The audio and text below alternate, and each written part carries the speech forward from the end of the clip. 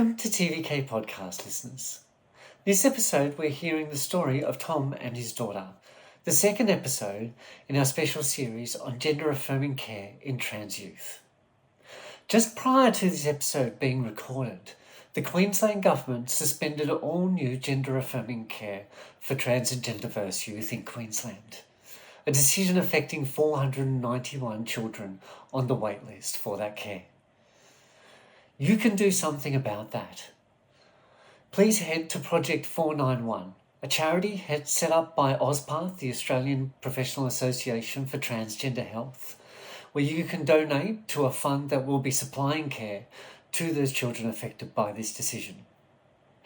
You can also head to Trans Justice Project's petition, calling on the Queensland Government to immediately reinstate the care for trans and gender diverse children and to keep politics out of trans and gender diverse healthcare.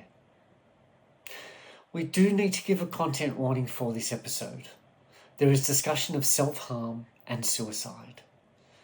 If these bring up issues for you, please head to the show notes.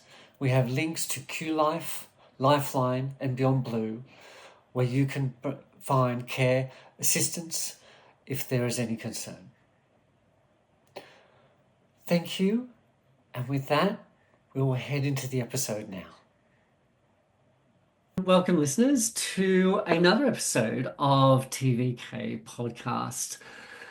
And I'm very pleased and excited to bring another parent of a trans and gender diverse child to you. We are joined this episode by Tom, who's the parent of a trans and gender diverse child. I'm also happy to welcome a new co-host for TVK Podcast. So welcoming Jodie Wilson, who has been a part of TVK since the inception and a part of Rainbow Vets for a very long time. So Jodes, welcome. Thanks, Kate. It's great to be here. And hi, Tom. G'day. G'day. Thank you for inviting me to jump on. It's always good to have a chat. Awesome. Thank you so much. So we might do a little bit of an intro, I like to let people introduce themselves, Tom. So you can please feel free to introduce yourself and let listeners know whatever you like about yourself. Yeah, sure. So my name's Tom. I'm the father of a gender diverse child. Two gender diverse children, actually, sorry.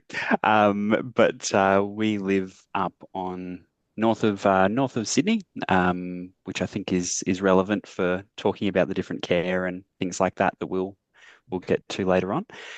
But yeah, look, I work in the I suppose the associated industries for the veterinary industry, work in marketing and things like that for one of the big specialist hospitals that we have in New South Wales. So I am, very much part of this beautiful industry. But I suppose I'm really excited just to have a chat about the journey that we've had accessing care and things like that. It's been a very interesting ride, and I think we've learned a heck of a lot along the way. I love that. Thank you so much. Well, let's dive right into it.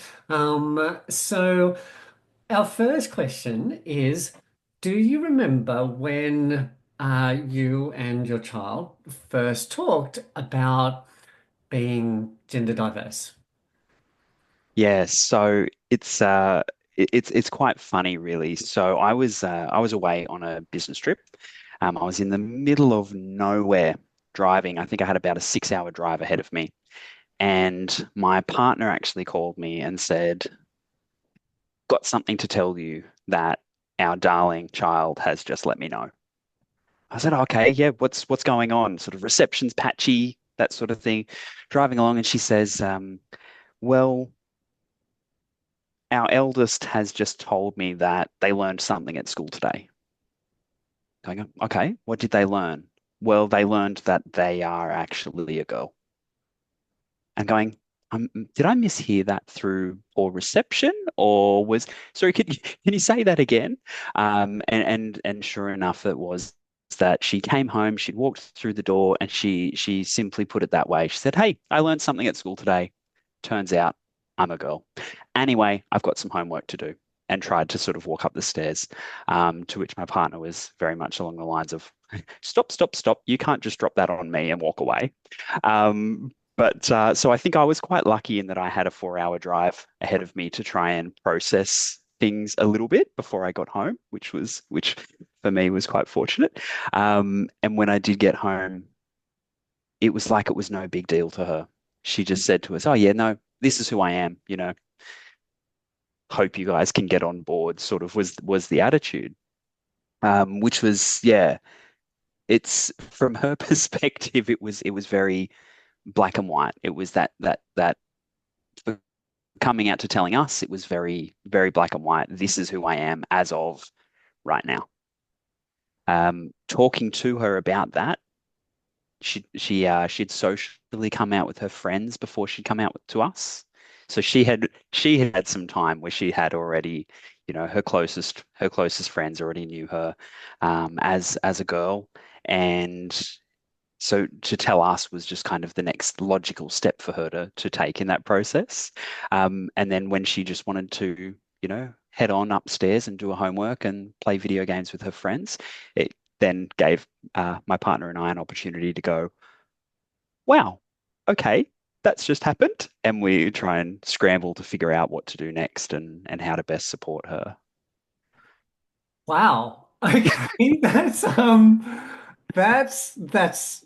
fantastic that's a great sort of story. I'm sort of I love that. I think that it's really interesting that you mentioned that that she had actually come out to friends, and obviously sort of this had been something that she'd probably been thinking about for a while.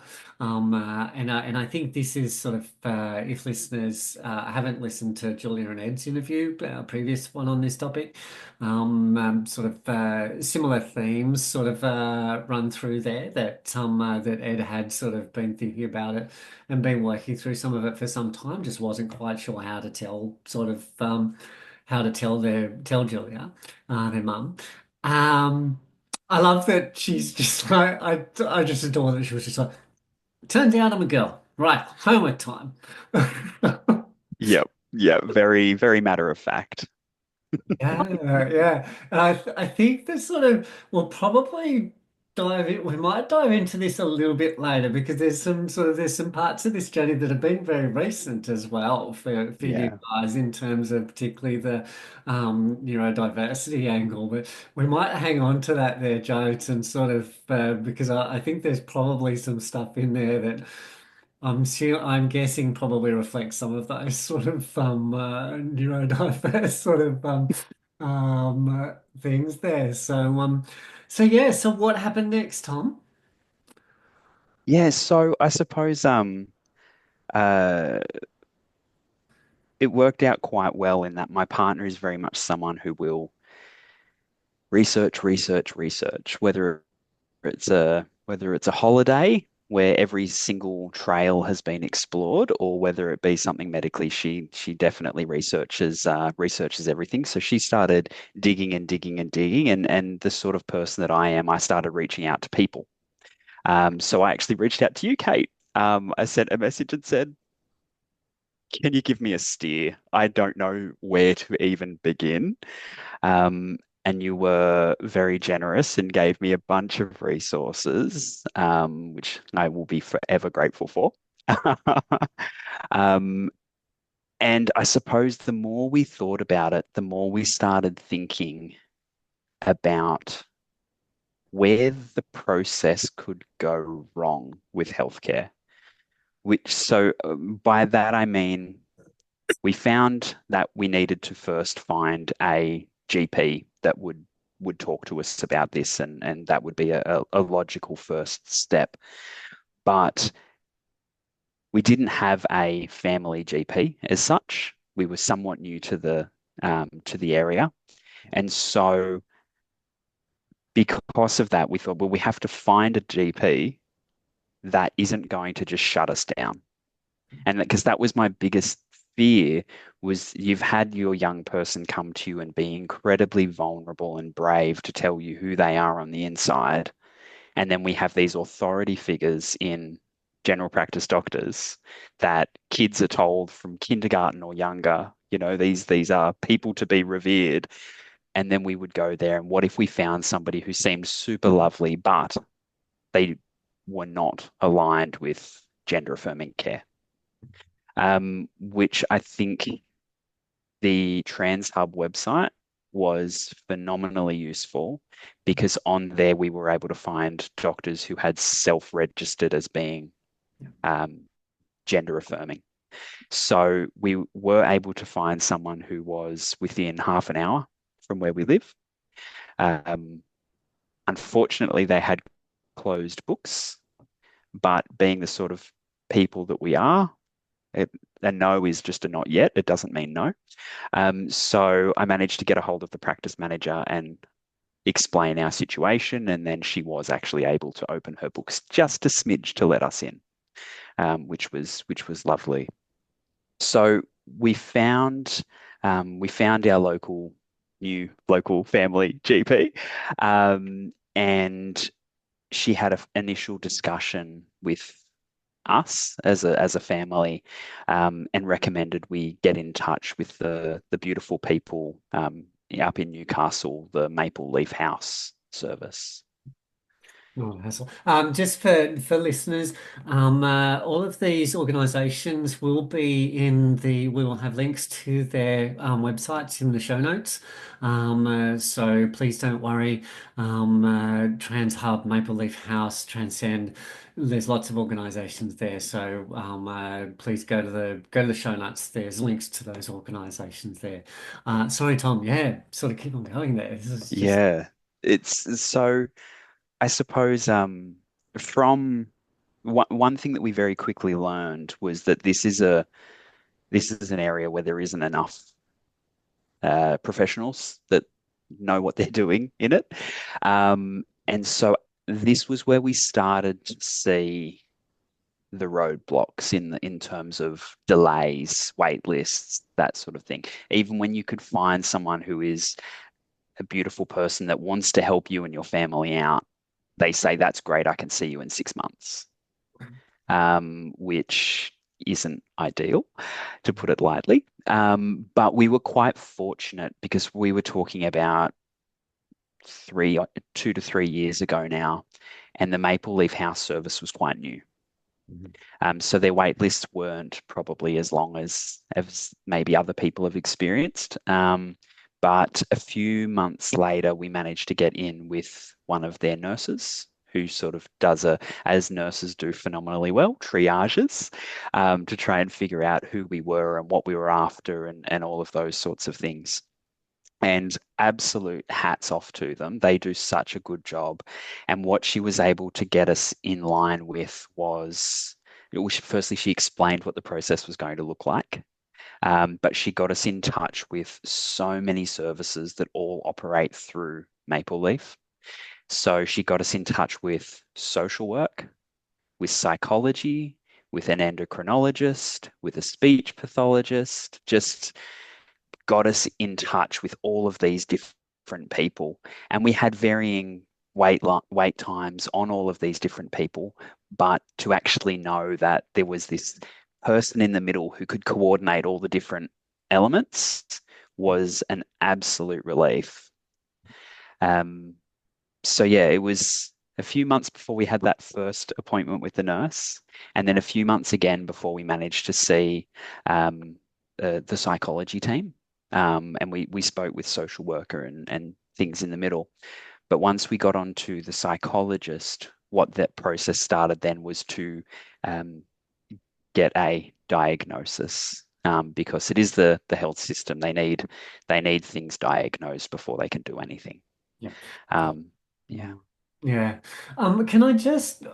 If we can just take a little step back here for a second, Tom, because what I'd like to potentially explore just a little here is um, can you remember what your feelings were like? Like there's sort of, and you guys were like, Incredibly, like you were sort of lucky. You had sort of fantastic service there at Make Believe. You were able to get in relatively quickly, but it was still a Mm, time frame. Like sort of, we're yeah, still talking months, sort of, um, and months of uncertainty, months of sort of, I'm sure, sort of, uh, you're trying to get your head around stuff. Can you remember how that felt, like sort of what that was like? And I'm so glad that sort of you found the resources really good, and I'm glad you were able to connect with some people, because I think that's always helpful. But yeah. yeah, how did that feel knowing that there were these, yeah, for want of a better term, roadblocks and sort of challenges to getting the I th medication that you needed for your daughter?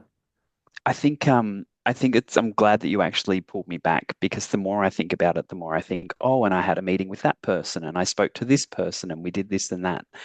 So I think it's probably very typical dad behavior to jump straight into where are the materials I need to try and fix this.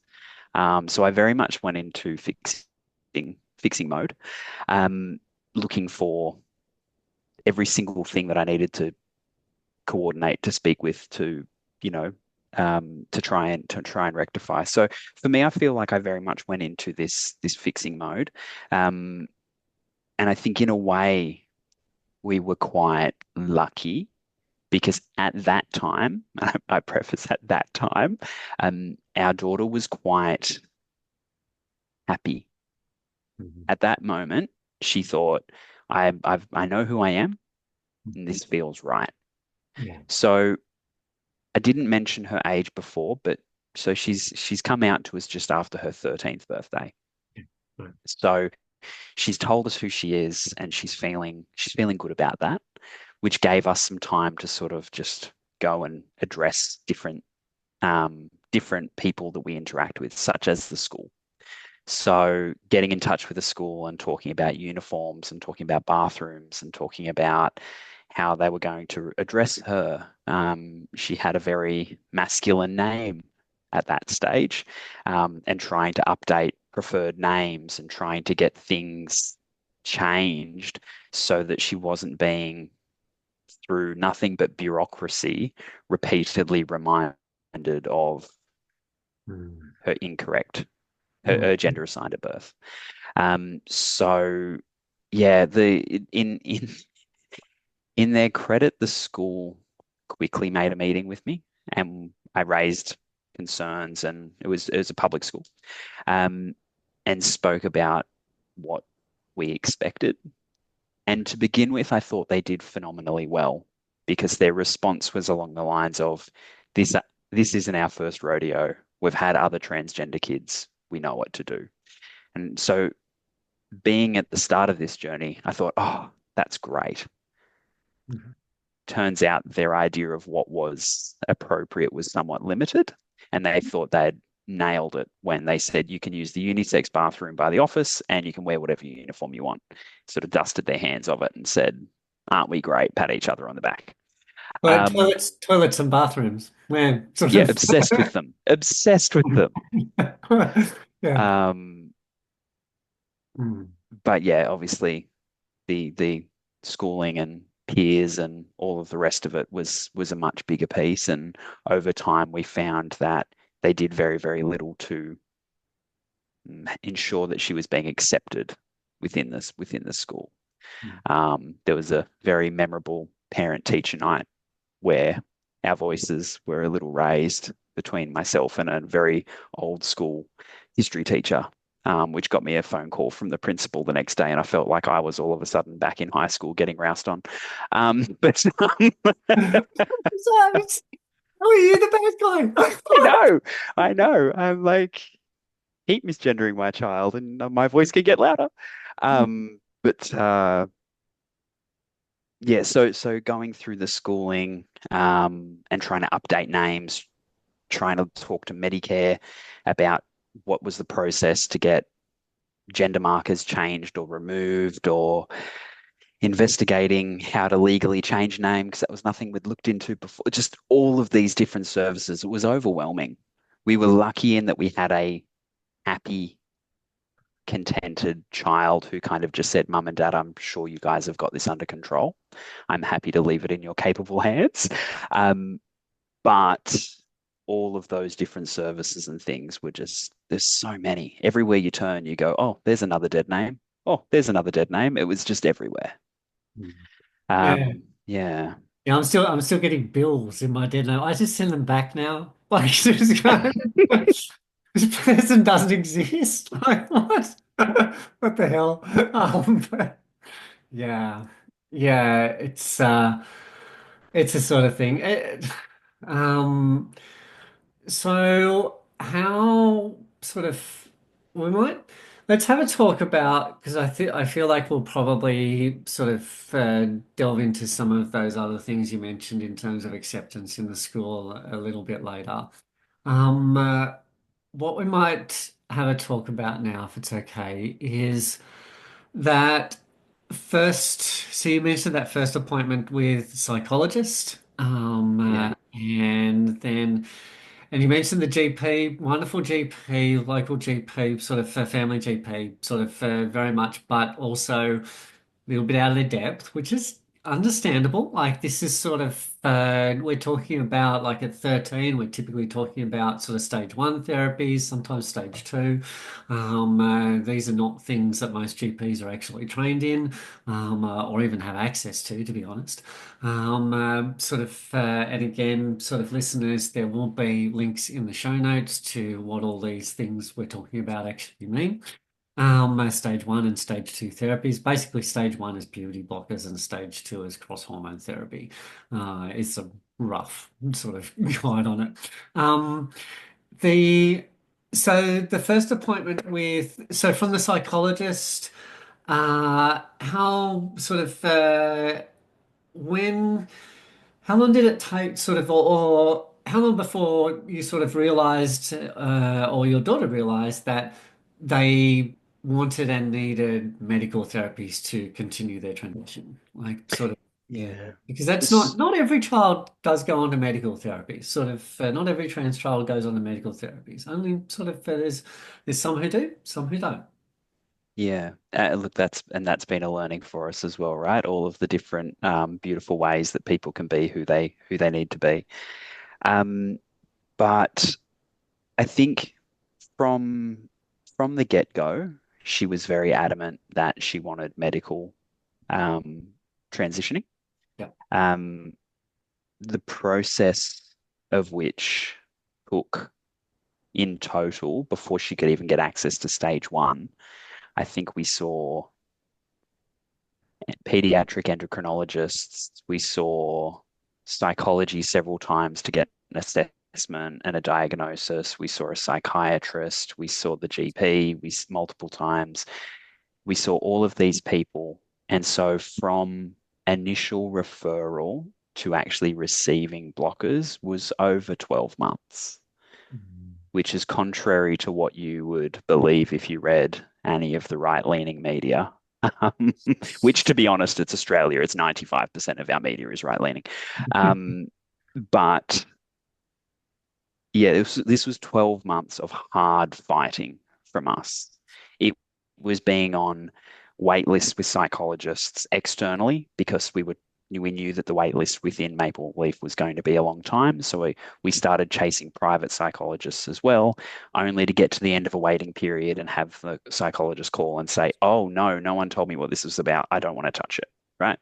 Um, to have that rejection over and over and over again for 12 months until you finally get there is so counter to the narrative that you hear.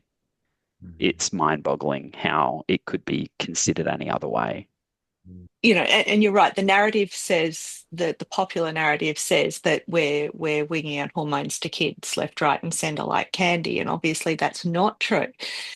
But I guess the other thing that most people don't understand is how pathologizing that process can feel, both for parents and for young people who are going through it, even to the point of having to use words like diagnosis in in neurodivergence affirming spaces, we try not to talk about diagnosis. We try and talk about identification. So formal identification and informal identification to try and reduce that pathologization. And I think that that it would be useful for us to move into more affirming language in those gender diverse spaces too. Did you find that people made or doctors, therapists made an attempt not to pathologize the process, or was it very medical? I think the services within Maple Leaf House were amazing, and they repeatedly, like I think one of the first conversations we had with them, it started with an apology, right? So this person starts with, "I'm sorry that this is going to be your experience because transgender people have been around forever. They were part of Aboriginal culture. They were part of, all of these cultures that have been around forever. But this is the current state of play, if that makes sense." And they very much said similar things. They said, there will be, you have to explain yourself over and over and over and keep telling people who you just know you are. Which, yeah, it's heartbreaking, really, to be entirely honest, to justify who you are over and over again to strangers, to people with more letters after your name than there are in the alphabet, just to come and repeatedly ask you the same questions. Oh, you said you were a girl. 3 months later, are you still thinking that way? 3 months later, are you still thinking that way? Just that persistent identification that they need to be able to do anything. It's yeah, it's heartbreaking and infuriating at the same time. Yeah, and I think that's really unfair.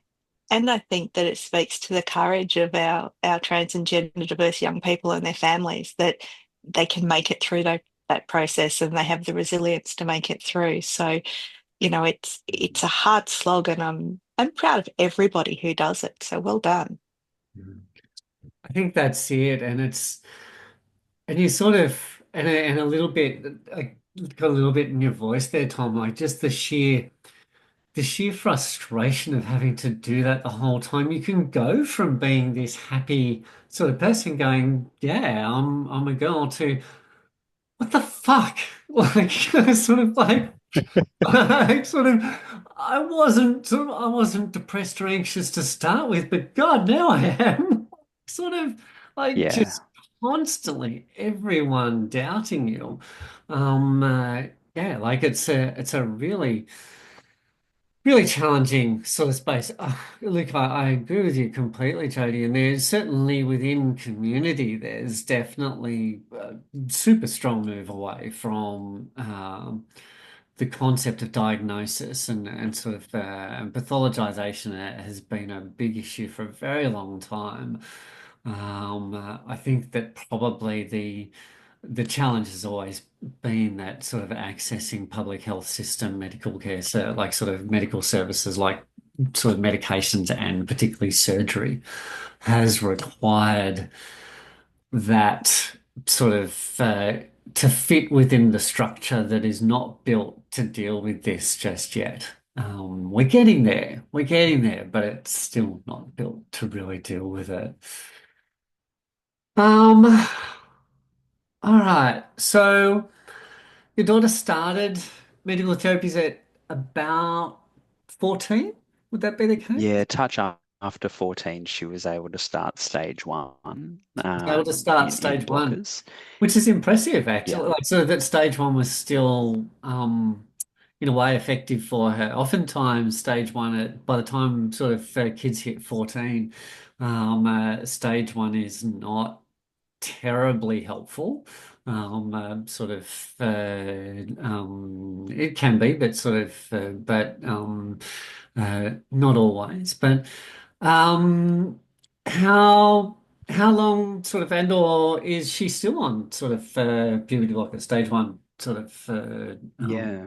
So I guess there's a couple of things to probably for some context in there. So over that 12 months, exactly as you described, Kate, just the started off very happy and happy-go-lucky. We're just going to trust the process.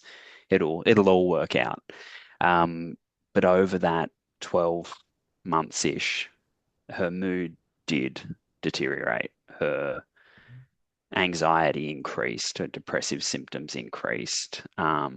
So over that 12-month period, we saw a real decline.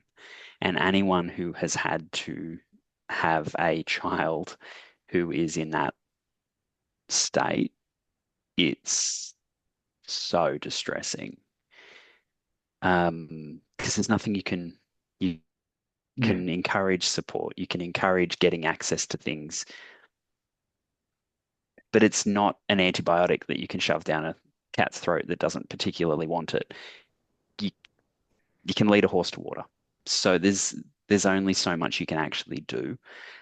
So feeling out of control in that sense, knowing that there's things that could be done to help, but knowing that they are wait lists, that they're coming, but there are some period of time away is absolutely difficult. Um, so yeah, just as a bit of context there, over that 12-month period, Oh she no, absolutely totally. deteriorated. Thank you so much for that. And I was thank you for sort of exploring that because I think, yeah, I mean, you can lead a horse to water, but it's a sort of what on earth is the point of the horse going to water if there's a thumping big bloody fence around it that won't actually let you bloody into the water? Sort of, it's sort of that, the society's built and then sort of, a couple of guards on the outside as well. Yeah, so, okay, so that sort of, uh, her mental sort of health Mm, deteriorated, which, and I think it's really important for listeners to understand her mental health did not deteriorate because she's trans. Her mental health deteriorated because society would not give her care. That's that's sort of this is on us. This is on society. It's not on the trans child. Like sort of Well, not at all. absolutely, Kate. And there's really good data that shows us that invalidation of identity by healthcare professionals across a range of different identities is one of the single most traumatic and harmful things that we experience when we're going through a journey involving any of our aspects of identity. And to be clear though, like the guys at Maple Leaf were all Yeah. phenomenal and they were all entirely supportive and our GP was entirely supportive, but just the structures that were in place meant that the care couldn't be delivered in a timely fashion. And It's the, that was enough to make her mental health collapse. it's the society. Absolutely. Yeah, it's a systemic invalidation of identity rather than an individual one, and that's even worse.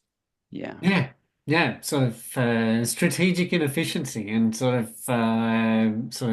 which is again, show notes we'll put the link in for people to look that up. Look it up, people. Mm, It covers not just this, a whole heap of things. mm. But So I suppose, oh, I'm so sorry, Kate, please go. no, sorry, Tom. I was going to just throw back to you there. So Oh, sort of okay. yeah, so she's so what happened then? Yeah, so I think the other piece of context that's probably worth mentioning is she's related to me, therefore her genes are this 50% mine, and I'm 6'5". So that's not a helpful thing for someone who is wanting to not To be be female. noticed, to be Not female. be noticed. Yeah. Yeah, so I think as that year progressed, she got taller and taller and taller. And so, um, yeah, that again, just to think about that, if denying kids access to prompt early care means that their bodies will change. And even, yeah, that probably don't need to go into too much detail there, but you can imagine how distressing it would be Stuff to be, happens. yeah. Yeah. Stuff happens. I will sort of I will say, this is a line I've stolen from a trans poet and sort of an actress that I follow. Um, uh, is that I do like her line that sort of most people aren't used to seeing 6 foot women except when they're supermodels. So you tell her she's a supermodel, Tom. Okay, sort of um, yeah. Anyway, so Yeah. sort of yeah, what happened next? Yeah, so we managed to get access to blockers, which we're all very, very happy about. And then the next step, of course, means we start thinking about stage two. So that being cross-sex hormones for, in her case, estrogen. Yeah. So the process at the time was that when she was 15, this would be something that she would be able to access. Mhm. Yeah. So she was due to turn 15 sort of halfway through last year, 2024, Mhm. and around December, January of that 2023 to 2024 period, there was a change, which meant that this was now going to be 16. Yeah. Yeah. The change was to do with some legal cases. Yeah. That sort of, but yeah, keep on going, Tom, because I think Yeah. it's important. So, as anyone who's been frustrated in a workplace can vouch, moving goalposts is not something that is easy to deal with. And this led to the biggest drop that we saw in her mental health. Being pushed back, she thought she was about 5, 6 months away, and all of a sudden it was 18 months away, um, which is a huge change, particularly someone that's now 6 foot tall. It was very, very distressing. So in talking with the wonderful team um, at Maple, we determined that once she did turn 15, we could try and essentially get assistance through a legal challenge. And the reason why, like everyone knew that this was going to be a horrible process to go through the legal process, but she was at a point of needing to be monitored 24/7 for suicidal risk. No medications in the house, no knives in the house. Like it was horrific. And so because of that, we then had to start a process again for more assessments, more pieces of paper from various professionals. We had to go do fertility counseling. I can't think of much more, something that would be more distressing for someone to go to a medical professional that wants to talk to you about leaving a sample, coming off blockers to be able to leave a sample for just in case in the future that's something you want to pursue, because some of the research indicated that going on estrogen could lead to infertility. Um, so having to go down these extra routes when you've got a kid that is this distressed, is now on antidepressants, is now seeing mental health support, more and more assessments. So when she turned 15, we were able to, oh, and sorry, because of everything that happened societally as well, and because of her risk, we had to pull her out of school. So she starts homeschooling, so the social isolation goes up, everything just compounds. Um, but after her 15th birthday, we sort of had the final piece of paper signed on her birthday so that we could go to the NCAT process immediately, which is the National Civil and Administrative Tribunal. And just by listening to its name, you'd think, what would that have anything to do with making these sorts of decisions? And that's a really, really good thing to think. Very good question. um, and then starts the legal back and forth. So then we looked at another 6 months of lawyers and dehumanizing hearings and just an absolute traumatizing experience, where a group of people that were not medical professionals had to come to a consensus of whether or not it was considered life-saving treatment for my child to get the care that she needed. Um, yeah. Sorry, just give me a moment there. Um, Yeah, and yeah. mm, It's sort of, I think, the ah, It's entirely problematic, isn't it, that the solution to the problem actually is harmful?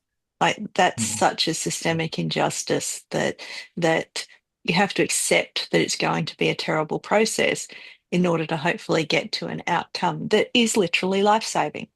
And it's so unfair that our kids and our families have to go through that. and they were so hung up on this idea of whether or not it would lead to infertility. oh, That was the only thing that was blocking it. they're so obsessed, aren't they? And They're you're just, going, just because the church and the patriarchy wants more kids, can we just take a breath for a minute? Like, mm.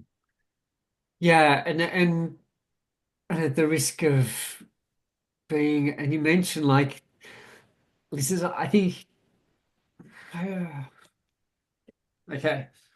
And there's another reason that that's Don't- problematic, isn't there? And that's simply that even if infertility were a focus, we have no control over fertility anyway. We have too high a fever and we can have infertility. So this is not the one and only risk that should be the major consideration for whether or not we can pursue treatment. It's ridiculous. And I'm pretty sure that there's a bigger risk here, which is the risk that your child could have attempted to harm herself. Um, Significantly, repeatedly had. repeatedly had. Yeah, And yeah. Sorry. Okay. These ones get tough. Yeah. yeah. Um, Look, it's an awful thing to have to consider that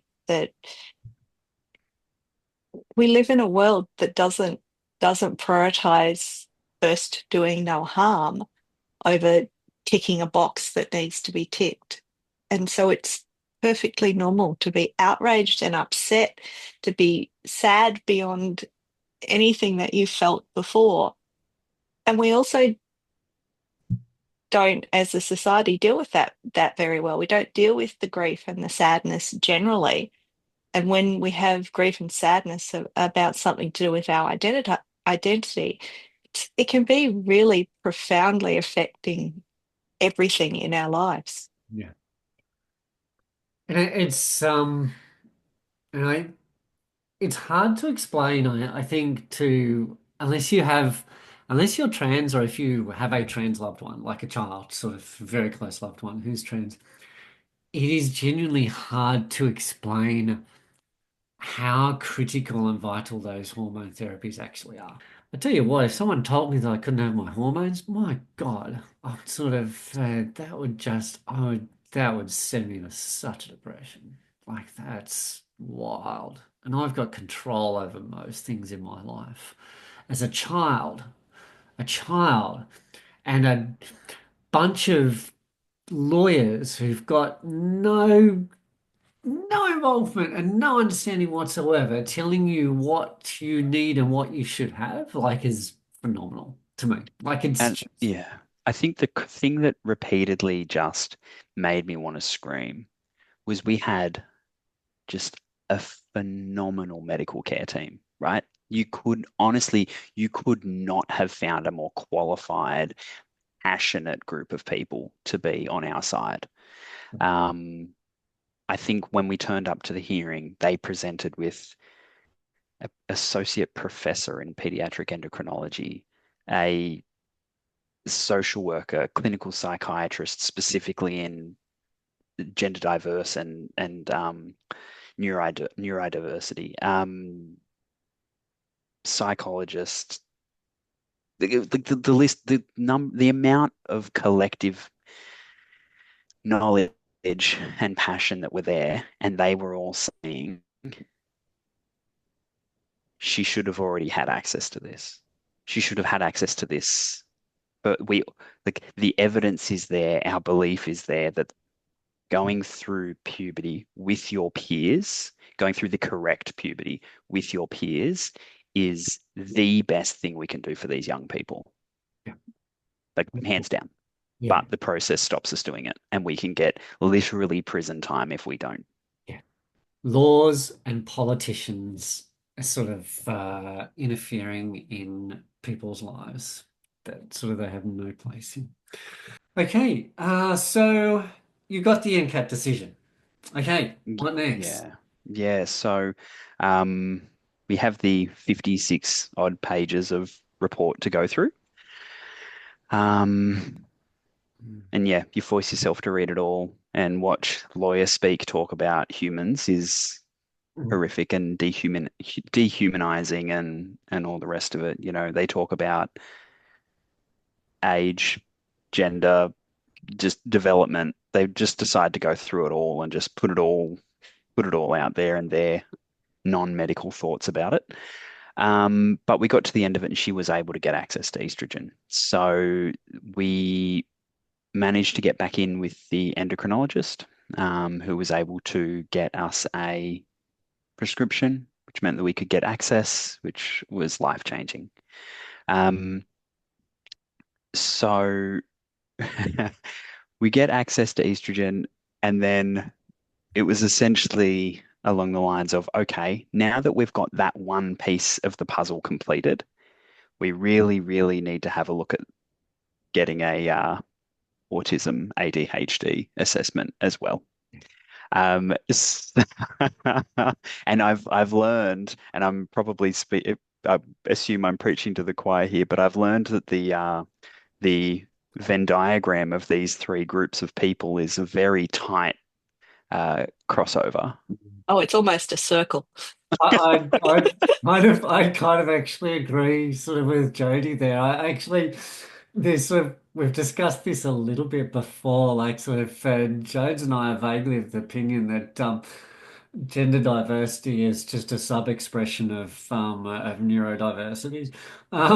Sort of it's just because like yeah, like sort of um you don't like you just sort of the social conventions just don't make any sense because you're just like, "Oh, that's just not matching up." Yep, and gender is very much a construction. Yeah, so we start the process to get in with a psychologist to be able to do those assessments, and a few months later got in, so yet another few month wait, but we get in and turns out walks like a duck, quacks like a duck. It's a duck. So yeah, she's also yeah, ASD and ADHD. Hello, Um, welcome to the Cool Kids Club. and the I suppose one of the funny things about this was, you know, I grew up in the 90s and ADD, ADHD, that was the kid that was bouncing off the walls, right? This was the kid that was punching things and being loud and disruptive. And I'm going, that couldn't be further from this child. This is the this is a kid who was seen by teachers as being, you know, she was often forgotten about in a class because she was off with the fairies. She would head in the clouds, daydreaming about something. Didn't get work completed, but was sort of just off in her own little world of imagination. And then we find out what ADHD can look like in girls. And I'm going, well, that perfectly describes her. And her little face, I say little, she's always going to be little to me. When she sort of found out that she had girl ADHD, Mm. Like it was, yeah, it was quite funny. It was quite funny. It was like, this is Okay. why. So you've got girl ADHD. And she's like, because I'm a girl. Yeah. Um, Yeah. So I mean, that's validation, right? From a medical perspective that's constantly invalidated you. All of a sudden, you've got validation. I know I it's thought like it was sort very of funny. my liver disease is like the girl version of the liver disease that people normally get. So it was just like, that kind of makes sense. But I mean, there's sort of stuff that you've talked about that, in some ways, like I'm sure when you reflect back on it, and sort of Joe's, like we touched on this a little bit earlier, you probably think, well, that makes a lot of sense. Like sort of, the coming home and going, I'm a girl. Like sort of, it sort of, it kind of fits with that whole sort of thing, really, sort of when it comes down to it. Oh. Yeah, Absolutely. and I love that that Tom, when you were talking about when your daughter first came out to you and your wife, that your wife was is research focused, looks everything up. You do know that neurodivergence is genetic, right? So, and Very aware. look, and that's me too. My three daughters are all ADHD and ASD, just like me. And it's so funny looking back in hindsight, going, how did nobody notice before now? Mm. It's But amazing.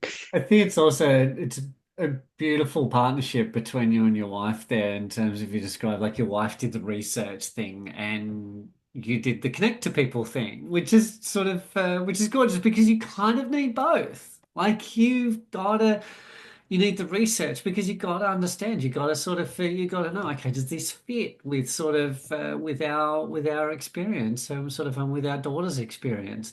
Um, uh, but sort of you also need the connection because you need to see people who've the lived experience, people who've got connections to other organizations and other people that you can sort of go, okay, there's a community here that's going to be able to actually support and sort of and give my daughter what she sort of what she needs and what she's craving for, which is for most people just a sense of belonging.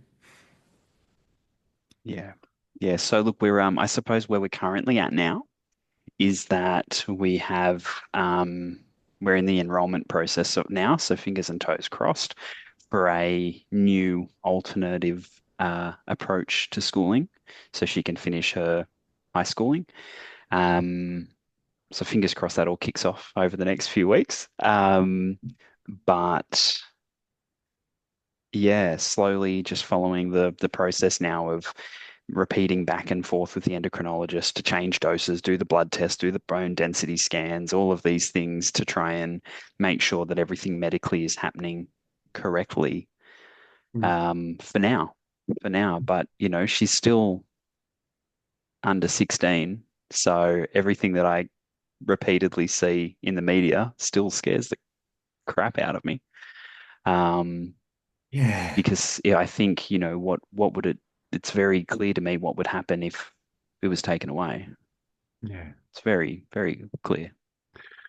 And this was our technically this was our last question, but yeah, I'm not sure if we sort of we can ask this different ways and we can sort of talk about it in other ways because I think it's yeah, like it's fairly obvious what would have happened if your daughter had not been able to have access to medical to sort of gender affirming care medical therapies and sort of and that is the case currently for any child in Queensland, who's sort of any child who's newly sort of diagnosed, and diagnosed. There's that term, but newly sort of newly um, Identified? identified as